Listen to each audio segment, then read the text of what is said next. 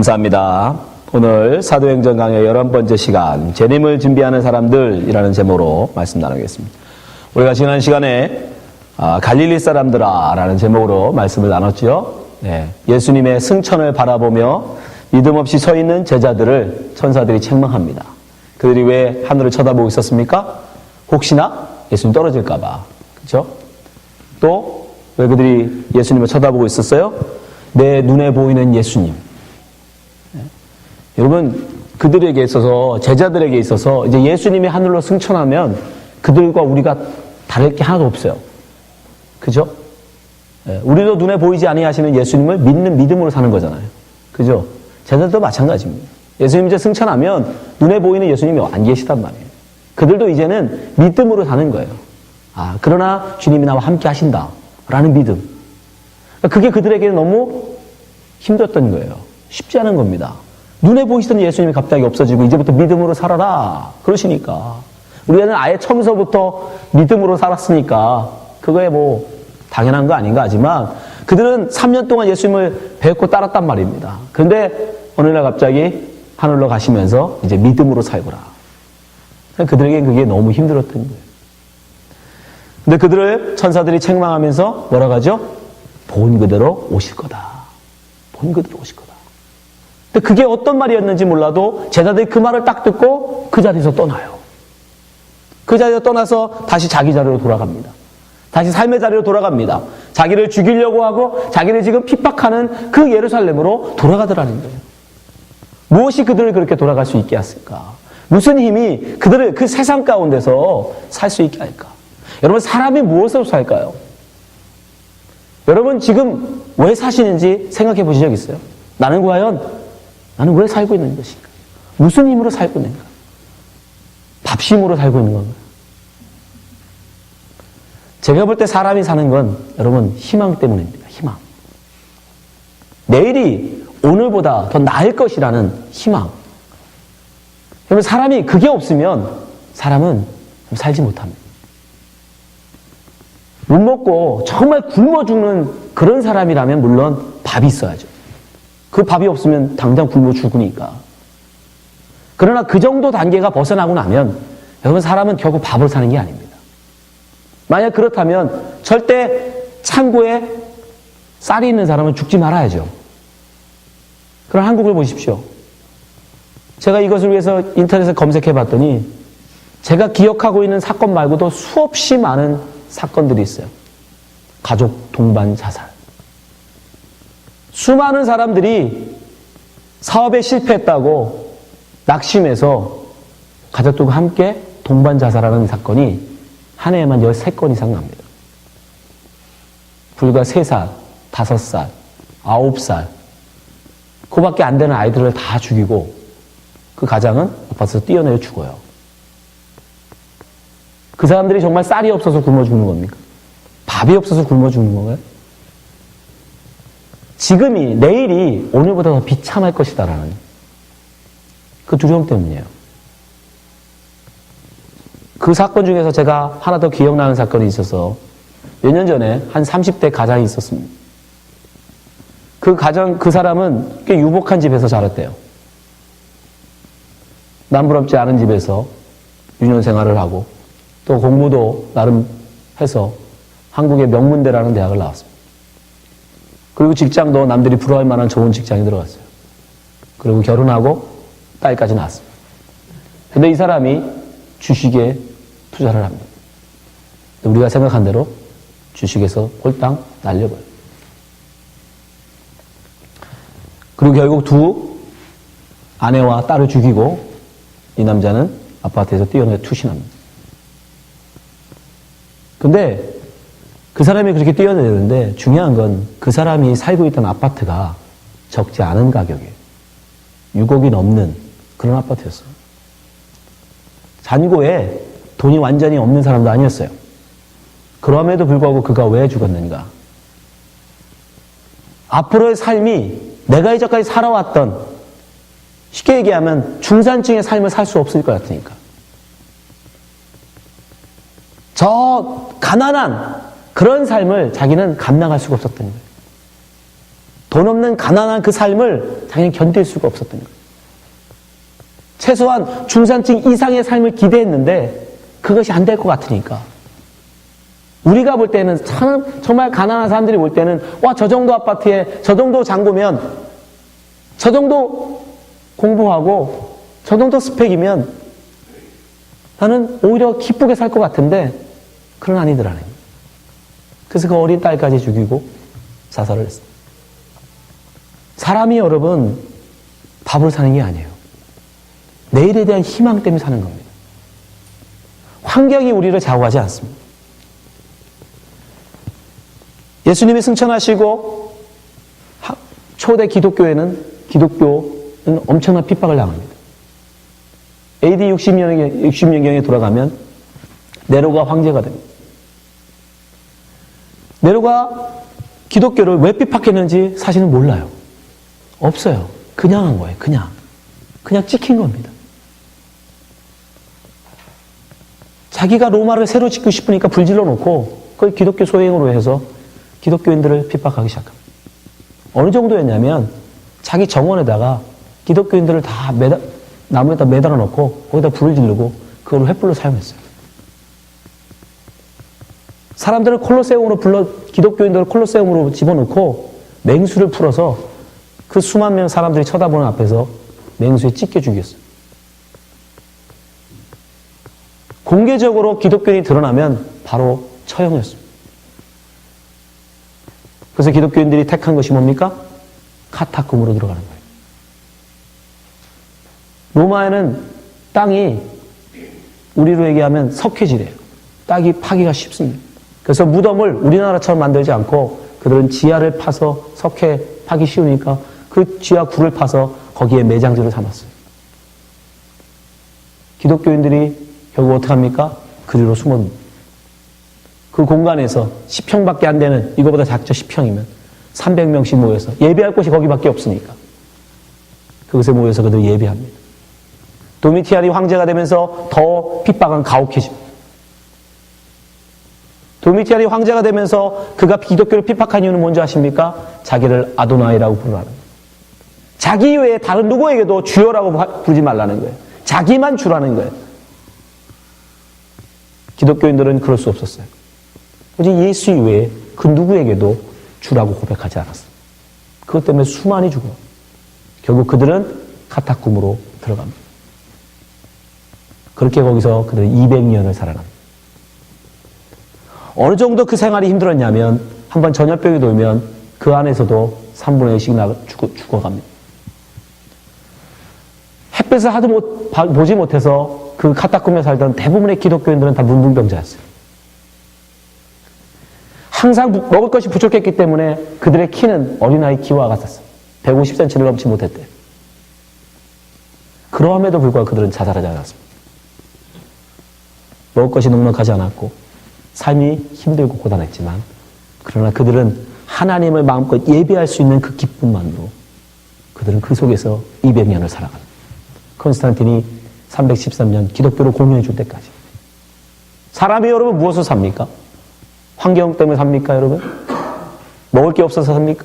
먹을 것으로만 세상을 사는 것 같습니까? 천만의 말씀. 사람은 희망으로 사는 겁니다. 카타콤에 있던 그들이 그렇게 살 수 있었던 비결은 한 가지입니다. 주님은 다시 오신다.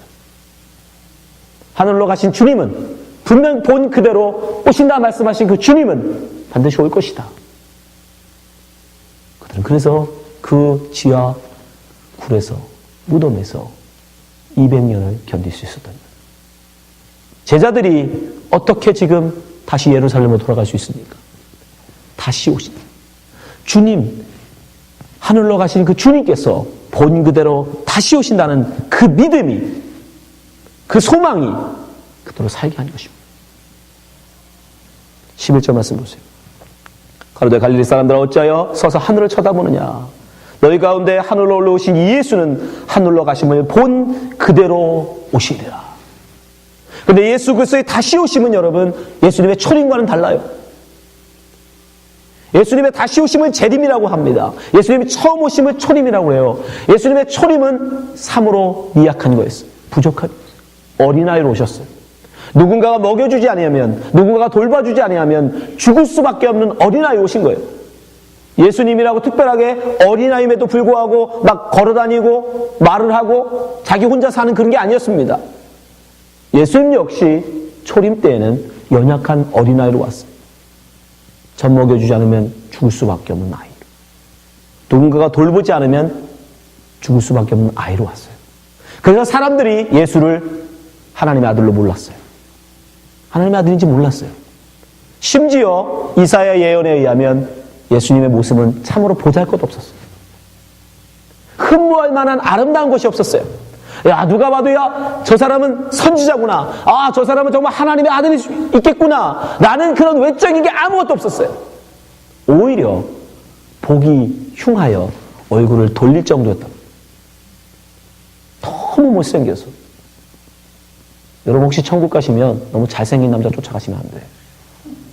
예수님이 아닐 가능성이 더 높아요. 외적으로 감추셨어요. 절대 하나님의 아들이심을 공개적으로 드러내지 않으셨어요. 많은 말씀도 비유로만 하셨습니다. 귀 있는 자만 들을지어다. 감추셨어요. 그래서 몇몇 부름받은 사람들만이 예수님이 메시아임을 알았습니다. 심지어 예수님은 돌아가실 때도 자기에 대한 그 억울함을 말씀하지 않았어요. 여러분, 사람이요, 지금도 아무리 재판을 잘한다고 해도 억울한 사람은 나오게 돼 있어요. 심지어 억울하게 사형 선고까지도 받아요. 그건 그 사람들은 공통점이 있습니다. 여러분 생각해 보세요. 내가 살인도 안 했는데 살인 누명을 쓰고 죽어요. 그 사람들은 마지막 최후별로 죽기 전에 뭐 정기의자를 앉히거나 교수형을 시키거나 하면 꼭 한 번 말할 수 있는 기회를 줍니다. 마지막으로 남길 말이 뭐냐. 그들은 뭐예요? 100% 나는 억울합니다. 나는 억울합니다. 그 말을 하여 안 그러겠습니까? 얼마나 억울하겠어요. 내가 지은 죄도 아닌데 그걸로 죽으니까. 그럴 때 그렇게 죽으면 사람들은 다시 거기서 관심을 갖게 돼요. 저 사람 정말 억울한가 보다. 왜? 이제 마지막인데 그걸 굳이 숨길 필요가 뭐 있어요? 이제 죽을 건데. 근데 예수님은 십자가에서 나 정말 억울합니다. 난 죄 없는데 내가 이걸 죽을 이유가 없습니다. 라고 말씀하지 않았다는 거예요. 제자들이 왜 그토록 예수님이 승천함에도 불구하고 부활 승천하시는 예수님을 보면서도 의심하는 줄 아십니까? 혹시 우리가 모르는 죄가 있는 거 아닐까?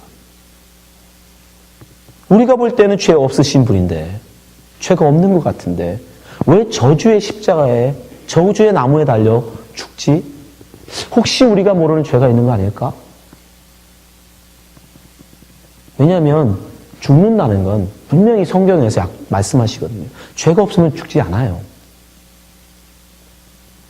그리고 나무에 달려 죽는 건 저주입니다. 우리나라로 치면 객사한 거예요. 객사. 그건 분명히 하나님이 저주라고 말씀하셨단 말이에요. 그 제자들은 의심할 수밖에 없는 거예요. 왜 분명히 죄가 없으실 텐데, 없는 것 같은데 아무 말씀 안 하시. 그저 나약한 자로. 혹시나 십자가에서 내려오지 않을까 기대했을지도 몰라요. 삼위대자 눈 딱 뜨시고 십자가에서 딱 내려오셔서 난 죽었다. 난 하나님의 아들이다.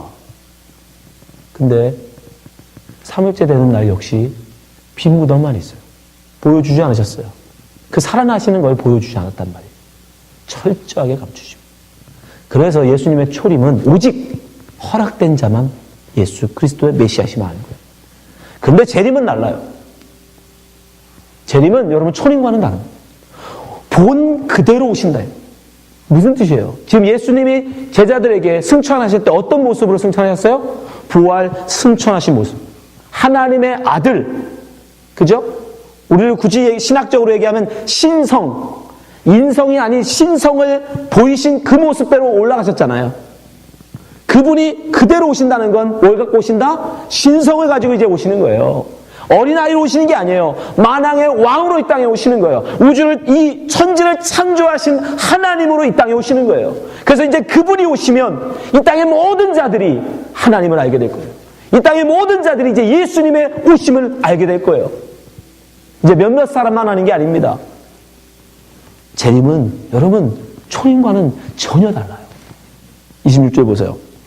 마태복음 24장 26절. 그러면 사람들이 너에게 말하되 보라 그리스도가 광야에 있다 하여도 나가지 말고 보라 골방에 있다 하여도 믿지 말라. 번개가 동편에서 나서 서편까지 번쩍임같이 인자의 임함도 그러하리라.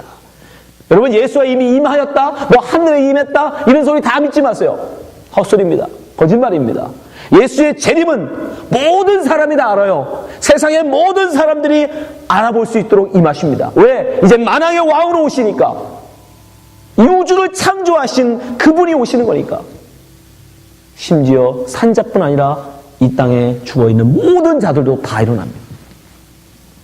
요한복음 5장 28절. 이를 기이 여기지 말라. 무덤 속에 있는 자가 다 그의 음성을 들을 때가 오나니 선한 일을 행하는 자는 생명의 부활로 악한 일을 행하는 자는 심판의 부활로 나아오리라.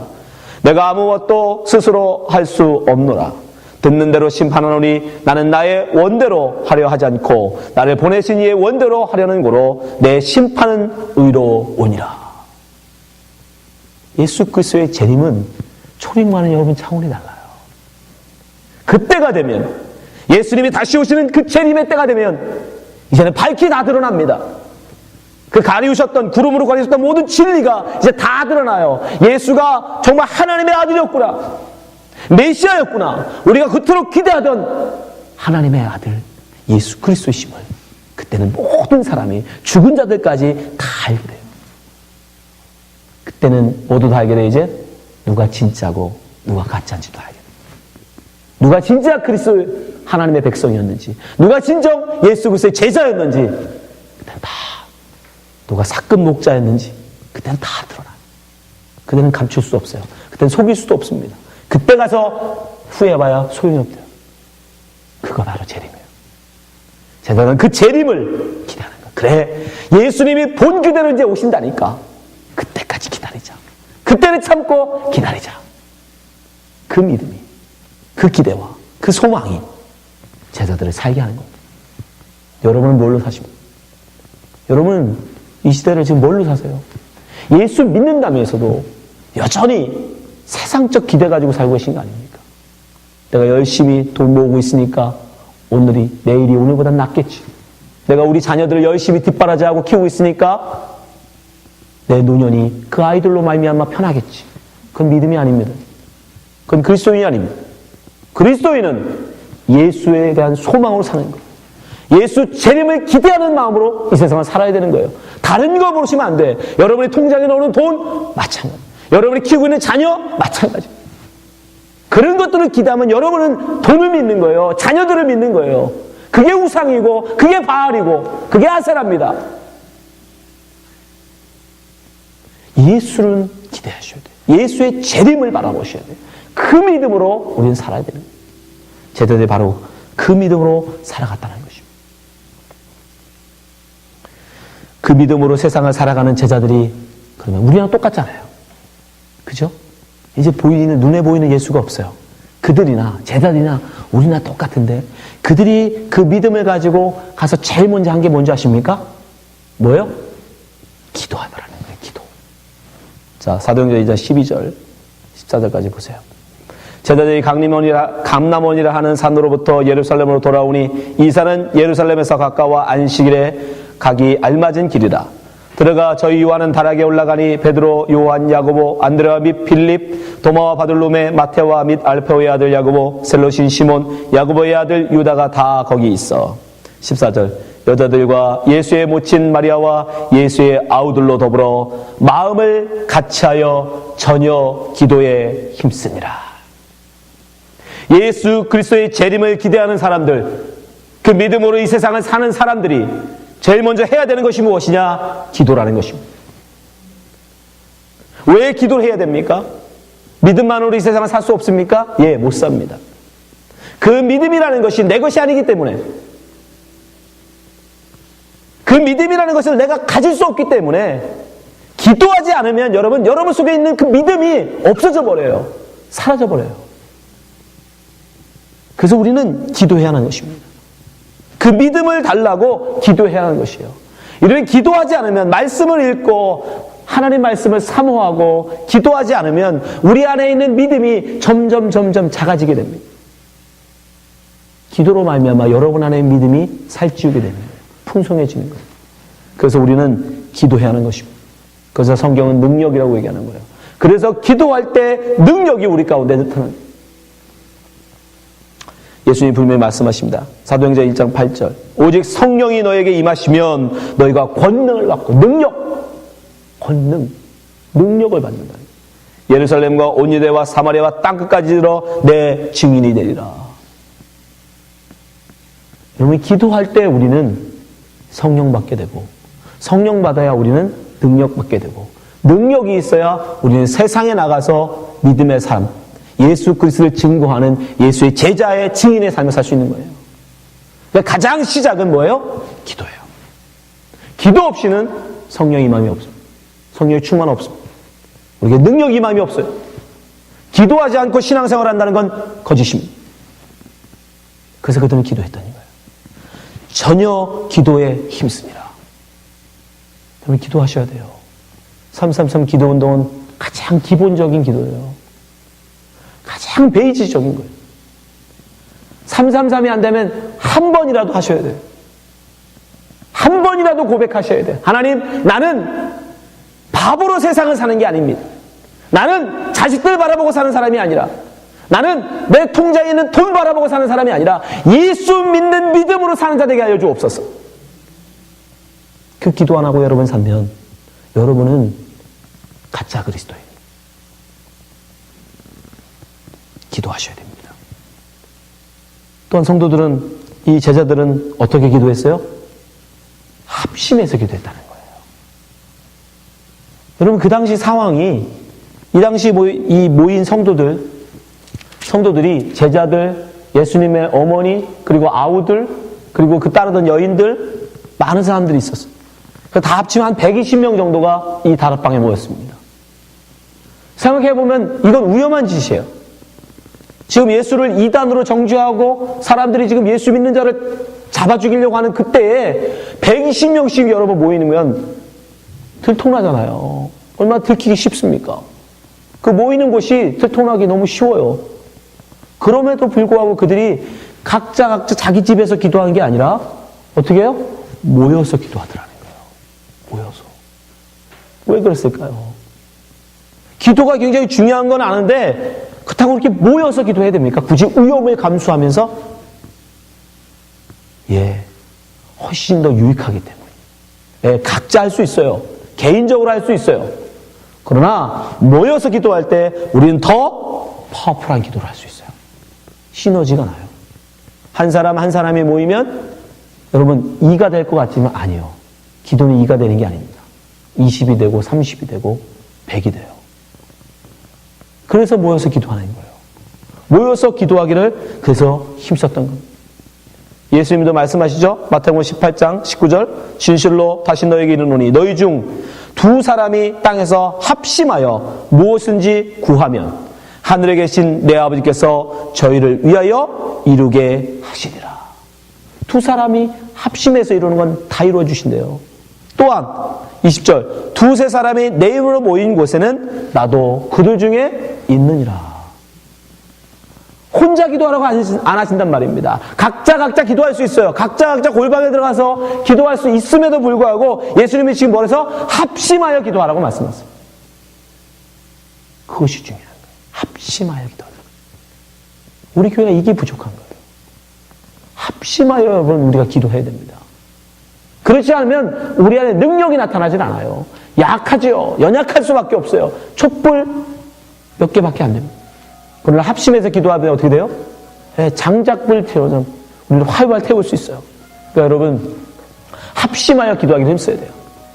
집사님이 꺼주세요. 권사님 잘 안 들리세요. 여러분 그래서 기도하기를 우리 힘써야 되고 합심하는 기도에 열심을 내셔야 돼요. 네. 우리는 개인적으로 특수한 환경이 있기 때문에 사실 시간을 정해놓고 모인다는 게 쉽지가 않습니다. 그러나 서로가 서로를 생각하고 마음을 먹으면 할 수 있어요.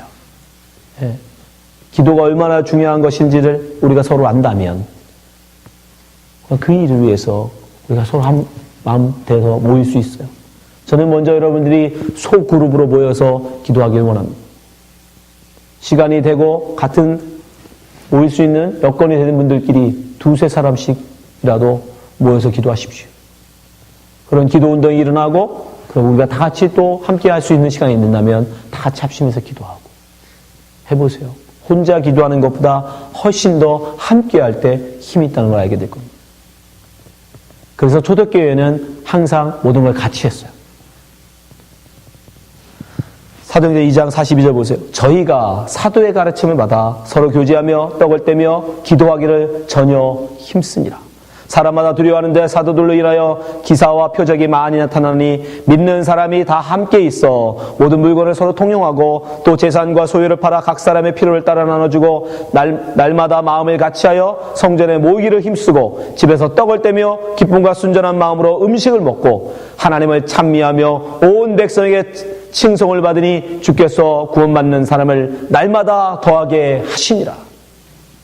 여기에 개인은 없습니다. 누가 했다는 얘기가 없어요. 우리가, 저희가 함께 했어요. 이게 바로 교회인 거예요. 이 땅에 예수님이 교회를 세우신 목적인 거예요. 우리 진호하나님께 가장 약한 점이 이것입니다. 개인 한 사람 한 사람은 믿음이 좋고 신앙이 좋을 수 있어요. 헌신적이고 참 열심입니다. 근데 우리는 모이기를 너무 부족하다는 거예요. 모이기를 힘쓰지 않는다는 거예요. 함께 모여서 기도하는 모임이 부족하다는 것입니다. 우리는 여러분 이거에 대해서 우리가 회개해야 합니다. 모이기를 힘써야 돼요. 그렇지 않으면 우리의 있는 믿음이 연약해질 수밖에 없습니다. 그 세상에 자꾸 넘어갈 수밖에 없어요. 눈에 보이는 유혹에 넘어질 수밖에 없습니다. 그렇게 우리는 예수의 재림을 준비하지 못합니다. 여러분, 제자들의 본을 따라서 모이기를 힘써 마음을 같이하여 전혀 기도하시는 여러분 되시기 바랍니다. 천사들은 제자들에게 예수 그리스도의 다시 오심을 이야기합니다. 그것은 그것 소망을 갖고 살아가는 거예요. 이 시대에 정말 우리가 살 수 있는 유일한 소망은 예수 그리스도 다시 오신다는 그거밖에 없습니다. 여러분, 그 소망으로 이 세상을 살아내시기 바랍니다. 그때 주님께서 우리와 함께 하실 것이고 그 믿음으로 세상을 이기게 하실 것이고 그리고 우리 준호 한인교회 성도된 성도들 주님이 여기 여러분이 모으신 건 우리의 선택이 아니잖아요. 여기 오고 싶어 오신 분이 계십니까? 하나님 보내신 거예요. 우리가 지금 성도가 된 건 다 하나님의 은혜예요. 그건 왜 그런 거예요? 마음을 같이하여 합심하여 기도하라고 보내신 거예요. 우리가 그 기도하는 일에 함께 했으면 좋겠습니다. 기도할 때 주님께서는 그 모든 기도를 다 이루어주신다라고 말씀하세요. 마태복음 21장 21절 예수께서 대답하여 가라사대 내가 진실로 너에게 이르노니 만일 너희가 믿음이 있고 의심치 아니하면 이 무화과 나무에게 된 일만 할 뿐 아니라 이 산더러 들려 바다에 던지으라 하여도 될 것이요 너희가 기도할 때 무엇인지 믿고 구하는 것은 다 받으리라 하시니라. 이 능력, 이 기도로 맞는 이 능력을 우리 준호하나님께도 경험해 봤으면 좋겠습니다. 우리 합심해 기도할 때 예수 그리스도의 재림을 소망하며 기다리며 기도할 때 우리에게도 이런 놀라운 역사가 일어날 줄 믿습니다. 우리 준호하나님 교회가 정말 주님을 기다리며 기도하는 그런 교회가 되도록 여러분 모두가 함께 하시기를 주님의 이름으로 축원합니다.